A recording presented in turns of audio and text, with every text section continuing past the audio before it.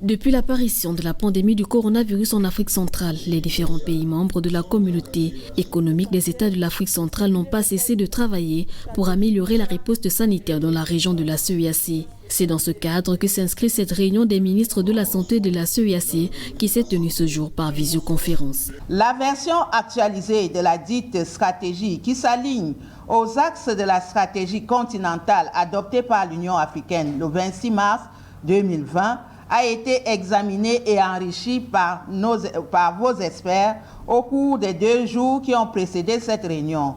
Elle vous est soumise pour examen et adoption.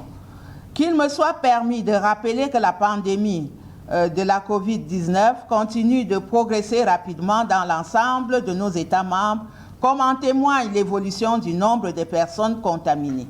Des efforts soutenus doivent être maintenus pour éviter que ce virus ne continue à endeuiller un plus grand nombre de familles dans nos communautés.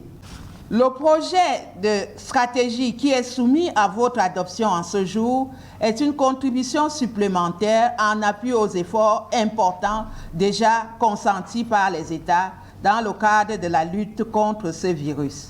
Le président en exercice de la réunion des ministres en charge de la santé de la communauté économique des États de l'Afrique centrale, dans son allocution circonstancielle, est revenu sur les enjeux majeurs de cette stratégie régionale de riposte à la pandémie du coronavirus et ses objectifs. Aucun de nos États ne pourra gagner cette guerre seul au regard de la forte contagiosité de l'agent pathogène auquel nous faisons face. Nous avons besoin de mobiliser le soutien des partenaires techniques et financiers. Cela ne peut se faire sans un document de planification clair et pertinent qui présente les objectifs que nous voulons atteindre et les actions à mener pour y parvenir.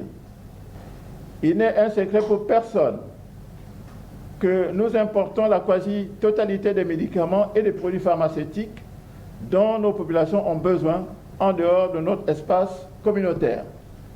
Nous devons construire une marge d'autonomie stratégique dans le domaine de la santé. Pour rappel, cette séance de travail consacrée à l'examen et à la validation du plan de riposte régional contre la pandémie du Covid-19 fait suite aux directives de la 9e session extraordinaire du Conseil des ministres de la CEEAC des 3 et 4 juin dernier.